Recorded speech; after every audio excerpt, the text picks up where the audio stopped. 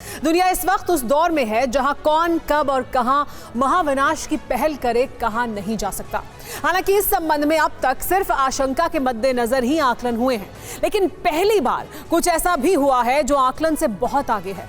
दावा है कि न्यूक्लियर वॉच ऑन हो चुकी है और इस वक्त अमेरिका और रूस में एटमी इमरजेंसी लागू कर दी गई है, यानी किसी भी वक्त न्यूक्लियर हथियार का इस्तेमाल हो सकता है। सिर्फ देरी है तो रूस के रडार में आने वाले देश की। आखिर ऐसा हुआ कैसे? रूस ने ऐसा क्या किया कि न्यूक्लियर अलर्ट जारी हो गया? देखिए इस वर्ल्ड एक्सक्लूसिव रिपोर्ट में। 1 जुलाई 2022 न्यूक्लियर वॉच ऑन। जगह मॉस्को, रूस। फोर्स 24 घंटे अलर्ट।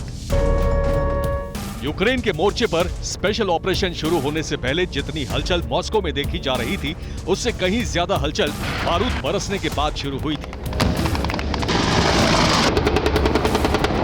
कारण था अमेरिका के नेतृत्व में नाटो फोर्स और यूरोपियन कंट्रीज का एक्शन। लेकिन अब बारूदी अंगारों पर जमी वक्त की राख के नीचे सुलग रही आग ने अंदर ही अंदर अपने क्षेत्र का विस्तार कर लिया है। लिहाजा हलचल 24 फरवरी 2022 से लेकर अब तक के हालातों में सबसे ज्यादा और विनाशकारी महसूस हो रही है। दावे के तहत रूसी रक्षा मंत्रालय ने एक ऐसी ओपन फैसिलिटी को एक्टिव कर दिया है जिसका काम है विश्व भर के न्यूक्लियर हथियारों की 24 घंटे निगरानी।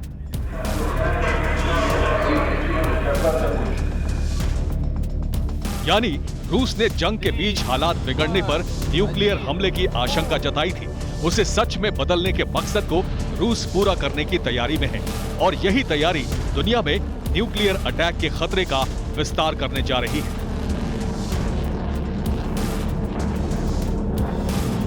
अमेरिका और रूस में न्यूक्लियर इमरजेंसी लग चुकी है और इसका कारण है रूस की न्यूक्लियर फोर्स का एक्टिव होना, जिसके बाद अमेरिका ने भी अपनी न्यूक्लियर वेपन्स की एक डिवीजन को अलर्ट मोड पर रखा हुआ है। लेकिन इस बीच एक नया खुलासा हुआ है और वो ये कि रूस अब उन देशों को टारगेट कर रहा है जहां नए एटमी हथियार बनाए जा रहे हैं। विश्व में न्यूक्लियर इमरजेंसी से जुड़ा खुलासा समाचार एजेंसी इंटरफैक्स ने किया है, जिसमें रूस के रक्षा मंत्रालय के हवाले से बताया गया है कि रूस ने नई ओपन फैसिलिटी में न्यूक्लियर विस्फोट की जानकारी जुटाने के लिए 24 घंटे निगरानी शुरू की है और जैसे ही रूस इस फैसिलिटी के तहत किसी देश को डिटेक्ट कर लेगा, वैसे ही न्यूक्लियर वॉर का पहला चरण शुरू हो जाएगा। आखिर रूस ने कब से उठाया ये कदम और कैसे फैसिलिटी काम करेगी, इसे समझिए।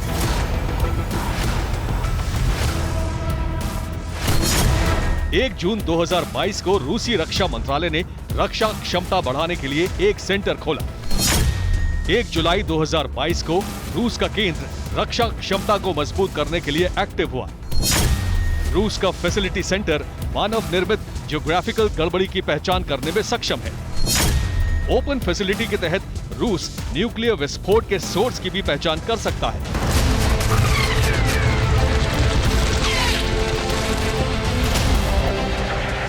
अब चूंकि रूस ने 24 फरवरी को यूक्रेन पर अटैक किया था, इसलिए मॉस्को और वेस्टर्न कंट्रीज के बीच बढ़े तनाव को देखते हुए थिंक टैंक्स ने परमाणु युद्ध का जोखिम बढ़ने का दावा किया था। लेकिन अब फैसिलिटी सेंटर की स्थापना के बाद इस दावे पर मुहर लगती दिख रही है।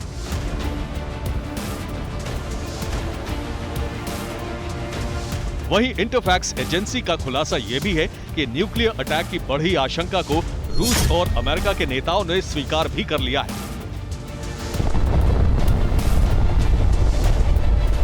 यानी मास डिस्ट्रक्शन के हथियार का इस्तेमाल किसी भी वक्त हो सकता है और ऐसा हुआ तो फिर न सिर्फ किसी देश के अस्तित्व पर खतरा मंडरा रहा है, बल्कि खुद रूस भी इस खतरे की जद में है। ऐसा इसलिए क्योंकि रूस की तरफ से न्यूक्लियर अटैक होते ही दुनिया भर के एटमी हथियार एक्टिव हो जाएंगे और फिर रूस को भी उसी खतरे का सामना करना पड़ेगा जो इस वक्त दुनिया के सामने है, जिसकी पुष्टि होती है वॉशिंगटन में पूर्व ब्रिटिश राजदूत सर किम डारोच के बयान से।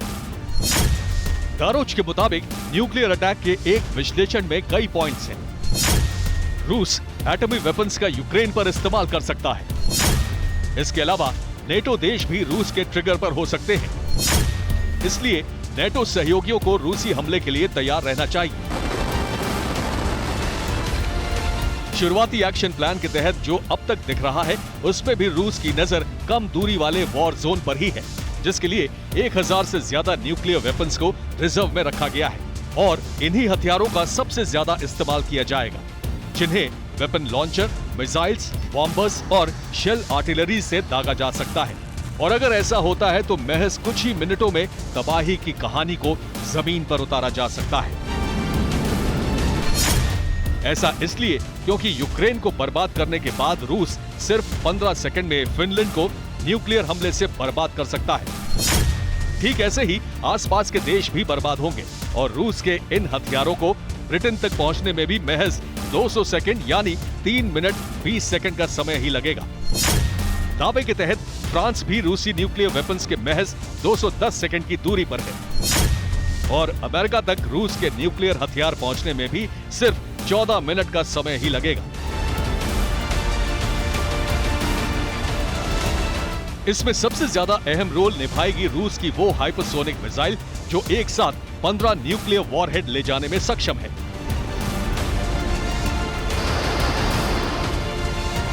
हालांकि इमरजेंसी अलर्ट का ये आकलन अभी सिर्फ मॉस्को की न्यूक्लियर फोर्स के एक्टिवेशन के आधार पर है और अटैक का अनुमान न्यूक्लियर सेंटर से है, लेकिन समंदर में और दुश्मन देशों के किनारे बनाए गए बेस से अटैक और भी तेजी से होगा, जिसकी पुष्टि होती है हाल ही के अभ्यास से। प्रेसिडेंट पुतिन ने हाल ही में आर्मी कमांड कंट्रोल के साथ साथ फाइटर ग्रुप्स की तैयारियों का जायजा लिया था। इस एक्सरसाइज में युद्धपोत और मिसाइल व्हीकल के साथ साथ परमाणु और गैर परमाणु हथियारों पर भरोसा रखना सिखाया गया था और इसी अभ्यास का जायजा लेने के दौरान पुतिन ने सैटर्न सेकंड की घोषणा की थी। मतलब सीधा और साफ है कि प्रेसिडेंट पुतिन के एक्शन प्लान के तहत तैयारी का लेवल अब न्यूक्लियर वॉर का है, यानी पुतिन कन्वेंशनल और एडवांस्ड वॉर का लेवल क्रॉस कर चुके हैं। इसलिए जवाबी कार्रवाई का स्तर भी ठीक वैसा ही हो सकता है।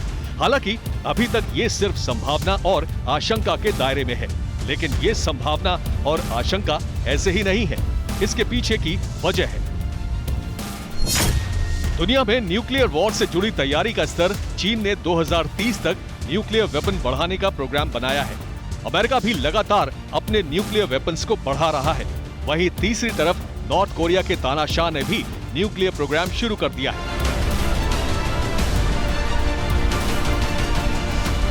Centre for strategic and international studies के एक विश्लेषण में न्यूक्लियर वॉर से जुड़े ऐसे ही कई खुलासे हैं, जिसमें न सिर्फ न्यूक्लियर हथियार निर्माण का दावा है, बल्कि इंटरकॉन्टिनेंटल बैलिस्टिक मिसाइल का रिकॉर्ड संख्या में उत्पादन तक बताया गया है। लेकिन सवाल ये है कि रूस के न्यूक्लियर फैसिलिटी सेंटर के एक्टिव होने से ही एटमी वॉर की आशंका क्यों बढ़ी?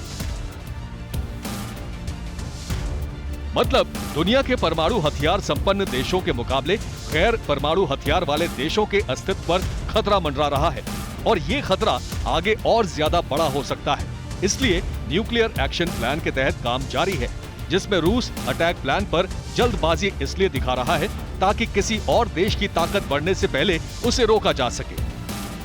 और यही हालात न्यूक्लियर इमरजेंसी के हैं, जिसमें सबसे ज्यादा बारूदी बादल रूस और अमेरिका पर मंडरा रहे हैं। Bureau report, TV9 Bharatvarsh.